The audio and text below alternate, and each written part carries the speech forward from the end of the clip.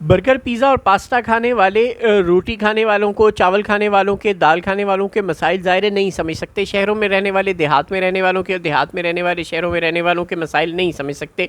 Industrialist की औलादें किसानों के मसाइल नहीं समझ सकती। किसान और मवेशी पालने वाले लोग इंडस्ट्रीज की मसाइल नहीं समझ सकते। माइनर्स मछेरों के मसाइल नहीं समझ सकते। मछेरे माइनर्स के मसाइल नहीं समझ सकते।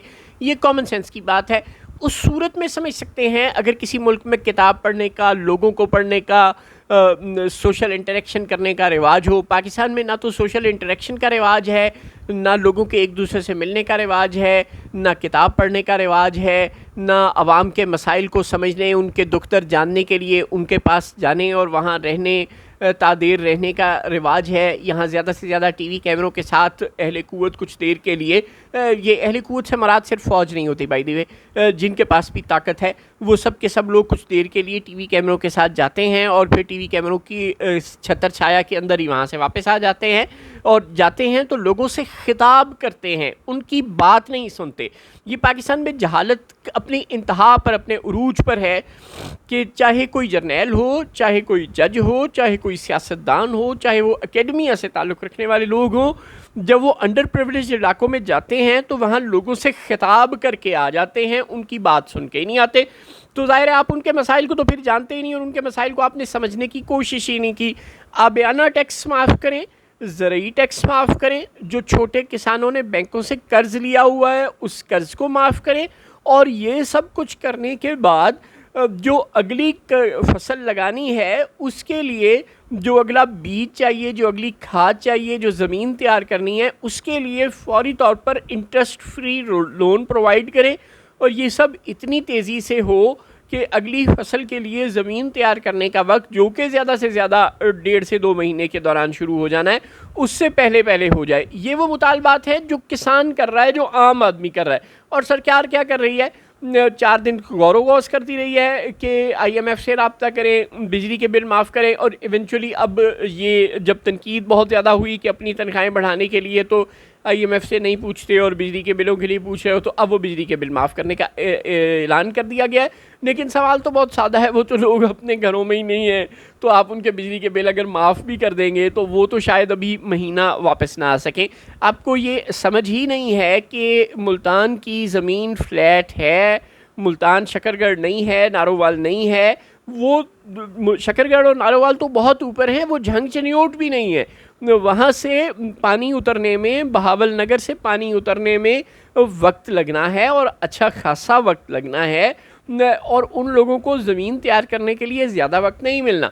ये पता नहीं क्या होगा, कॉर्पोरेट फार्मिंग की हौसला अफजाई होगी, या लोग मज़ीद अपनी ज़मीनें बेचकर बाहर आ जाएंगे, जो अब एक्सपेक्ट कर रहे हैं कि दरिया बहुत सारी मिट्टी ले आए हैं और ज़मीन ज़रखेज़ हो गई है और अगली दफ़ा हमें बम्पर क्रॉप मिल जाएगी। तब मिलेगी ना जब लोग फसल उगाने के काबिल रहेंगे। सैलाब पहले भी आते थे लेकिन वो अगस्त में थम जाया करते थे। अभी सितंबर है और अभी पानी बहुत सी जगहों पर चढ़ रहा है, उतर सिर्फ चंद जगहों से रहा है, और ज़्यादा जगहों पर ख़ासतौर पे साउथ में तो अभी पानी मज़ीद चढ़ता जा रहा है। तो ये जो पिक्चर है ये पिछले सैलाबों की निस्बत ज़्यादा ग्रिम है। एक आधे दरिया में सैलाब आता था, चले उसका गुजर जाता था तो दूसरे में आ जाता था, तीनों दरियाओं में इकट्ठा होकर सैलाब आया है। पेचीदगी बहुत ज़्यादा है, और बर्गर पिज़्ज़ा खाने वालों को, देहात के लोगों के, किसानों के मसाइल का अंदाज़ा ही नहीं, अदराक ही नहीं, समझ ही नहीं है कि वो मांग क्या रहे। ये जो जहालत की आला तरीन मिसाल है ना, कि आप फैसला करेंगे कि मुझे क्या चाहिए, यानी गज़ब खुदा का मैं चीखता रहता हूँ कि यार मुझे दमा है तो मुझे दमे की दवा दो। आप कहते हैं कि तुम जाहिल मुतलक हो, तुम टीबी की दवा खा लो, क्योंकि टीबी का ताल्लुक भी छाती से है, दमे का ताल्लुक भी छाती से है, तो तुम टीबी की दवा खा लो। तो बात तो एक ही हो, यार तुम पागल हो या मैं पागल हूँ, मुझे टीबी है ही नहीं तो मैं टीबी की दवा क्यों खाऊँ। बैन ही सरकार खुद फैसला करती है कि उसने किसको क्या रिलीफ देना है। अब आपने ऐलान कर दिया, मुबारक हो मुबारक हो, हमने आपके 1 महीने के बिजली के बिल माफ़ कर दिए हो। यार आपसे उनकी डिमांड थी बिजली के बिल माफ़ करने की, चलें आपने कर दिए, बहुत अच्छा किया, थैंक यू वेरी मच। लेकिन फिर 1 महीने का बिजली का बिल अगर किसी किसान का जो ट्यूबवेल भी चलाता था अव्वल तो बहुत से ट्यूबवेल अब सोलर पर शिफ्ट हो चुके हैं, लेकिन फ़र्ज़ करें अगर वो चलाता था और उसका वो बिल देता था, और वो बिल उसका आपने फ़र्ज़ करें 50,000 बिल आता था यार, वो आपने माफ़ कर दिया, अगले महीने उसे या इस महीने का जो उसका 50,000 बिल था वो माफ़ हो गया, वो तो इस महीने काम ही नहीं कर रहा था बाय द वे। अब वो क्या करे आपकी इस सब्सिडी का, बताएं, समझाएं मुझे। ये आपने subsidy they the, thank you very much. अब इस 50,000 बिल ना देने से क्या उसके पास इतने पैसे आ जाएंगे कि वो अगली फसल तैयार कर सके, अपने बच्चों को खाना खिला सके, अपने जानवरों को खाना खिला सके? जो पट्टे थे वो तो सारे बह गए पानी में।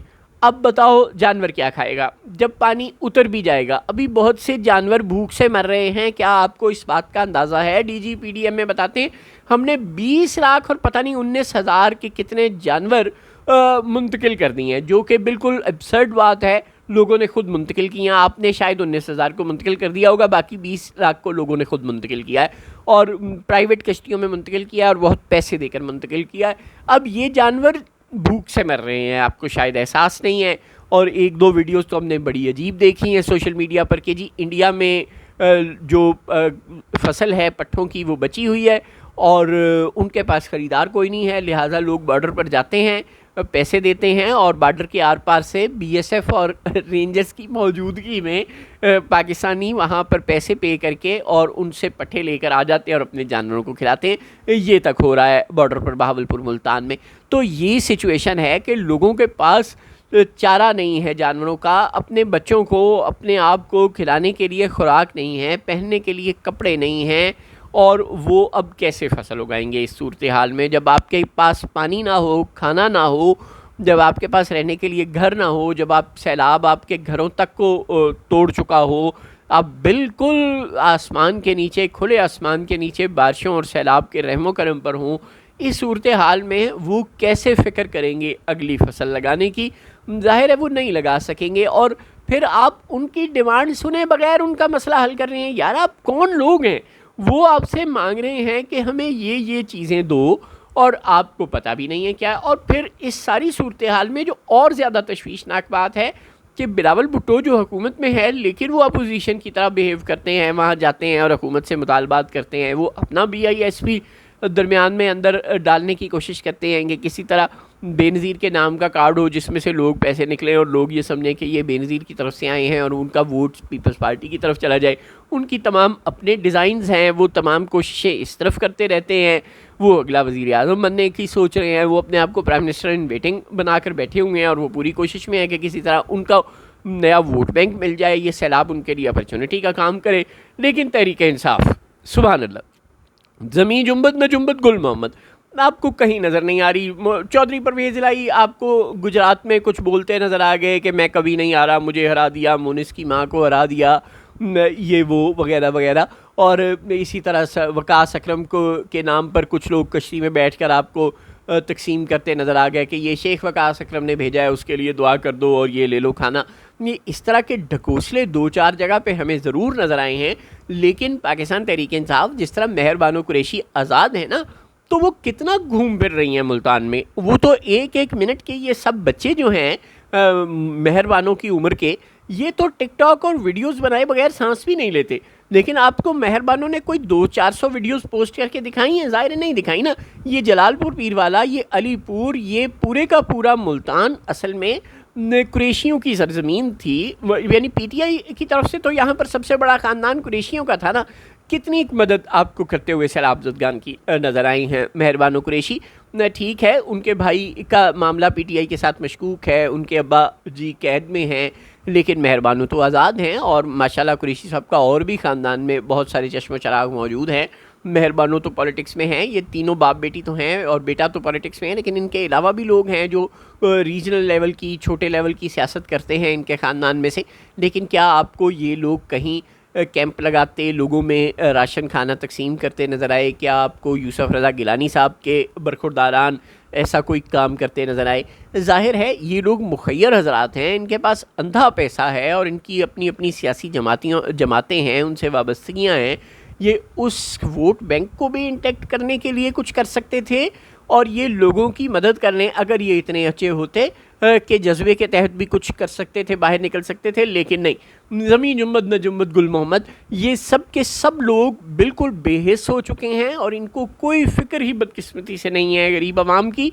ये किसी की मदद करते हुए आपको मैसिवली नज़र नहीं आएंगे। यानी अगर मेहरबानो कुरैशी वहाँ पर रोज़ाना कोई 50-50 देगें भी कोई 50-50 कैंपों में भी पहुँचाना शुरू कर दें पकवा कर, तो उनको कोई कमी नहीं है। अगर वो कोई थोड़ा बहुत कैश कोई 1-2 कैंप्स में लोगों को डिस्ट्रीब्यूट कर दें ताकि वो अपने लिए खाना, अपने जानवरों के लिए चारा खुद ख़रीद सकें, तो भी उनको कोई कमी नहीं है।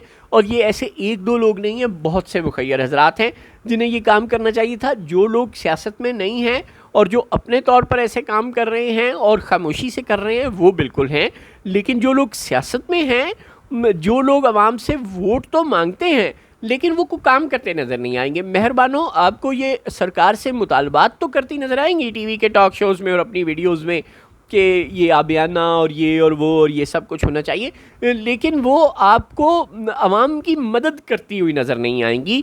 दिस इज़ वेरी अनफॉर्चुनेट कि ये यूथ से इनका ताल्लुक़ है। एक तरफ नेपाल और बांग्लादेश की जेन ज़ी है और एक तरफ हमारी जेन ज़ी।